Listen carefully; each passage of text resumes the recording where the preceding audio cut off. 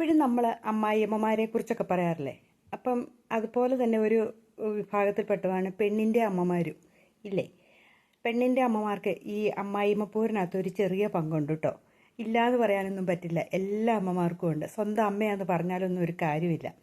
അതായത് മക്കളെ കെട്ടിച്ചു വിട്ട് കഴിയുമ്പം അന്ന് തൊട്ട് തുടങ്ങും ഒരു 24 മണിക്കൂറും ഫോൺ വിളിയായിട്ട്. രാത്രിയിലും പകലൊന്നുമില്ലാതെ അമ്മമാർ വിളിച്ചുകൊണ്ടിരിക്കും. എങ്ങനെയുണ്ട് അവിടുത്തെ സാഹചര്യം, ഇന്ന് എന്നാ ഉണ്ടാക്കിയത്, നീ എന്തെങ്കിലും അടുക്കളപ്പണി ചെയ്തോ, അല്ലെങ്കിൽ നീ എന്താ ചെയ്തത്, തള്ള വല്ലതും കൂടിയോ, അല്ലെങ്കിൽ ആ പെണ്ണ് വല്ലത്തിനും കൂടിയോ, മരുമകൾ നാത്തൂൻ പെണ്ണുണ്ടെങ്കിൽ അത് അങ്ങനെ വിളിച്ചു ചോദിച്ചുകൊണ്ടിരിക്കും.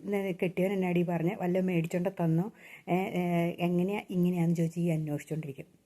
ദൈവത്തെ ഓർത്ത് എൻ്റെ തള്ളമാരെ, നിങ്ങൾ ഇങ്ങനെയുള്ള കാര്യങ്ങളിലൊന്നും ഇടപെടാണ്ടിരിക്കുക. അതേപോലെ പിന്നെ ഒരു കാര്യം കൂടെ പറയും. എന്തെങ്കിലും ഒരു ചെറിയ പ്രശ്നമാണെങ്കിൽ പറയേ, നീ ആവശ്യമില്ലാത്ത പണിക്കൊന്നും പോകണ്ട കേട്ടോ, നീ ഒന്നും പണിയൊന്നും ചെയ്യാൻ പോകണ്ട, നീ എവിടെയെങ്കിലും വരുന്നു, അല്ലെങ്കിൽ നീ എന്തെങ്കിലും കോഴ്സ് പഠിക്കാൻ പോക്കോ, അല്ലെങ്കിൽ നീ അതെങ്കിലും ചെയ്തു ഇത് ചെയ്തു എന്ന് പിന്നെ പറയും തുണിയൊന്നും അലക്കണ്ട കേട്ടോ, ആ വാഷിംഗ് മെഷീനിലേക്ക് ഇട്ടാൽ മതി എന്നിങ്ങനെ പറയും. പിന്നെ പറയുന്ന ഒരു കാര്യമാണ്, എന്തെങ്കിലും ഒരു പ്രശ്നം ഉണ്ടെങ്കിൽ നീ ഇങ്ങ് പോരെ, അവനെ വിളിച്ചോണ്ട് ഇങ്ങ് പോരാൻ നോക്കാം, എങ്ങനെയെങ്കിലും അവനെ ഒന്ന് നീ വിളിച്ചോണ്ട് ഇങ്ങ് പോരാൻ പറ.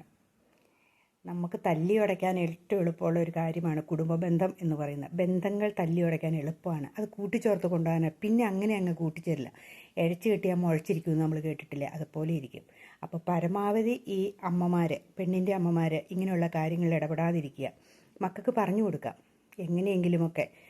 ഓരോ വീടിൻ്റെ സാഹചര്യങ്ങൾ വേറെയാണ്, അപ്പം അതനുസരിച്ച് നമ്മൾ അവരെ നോക്കുക എന്ന് പറഞ്ഞു കൊടുക്കാം. അത് നമ്മുടെ കടമയാണെന്ന് പറഞ്ഞു കൊടുക്കാം. അല്ലാതെ അവിടെ തല്ലിപ്പിരിക്കാൻ പോകാതിരിക്കുന്നതാണ് നല്ലത്.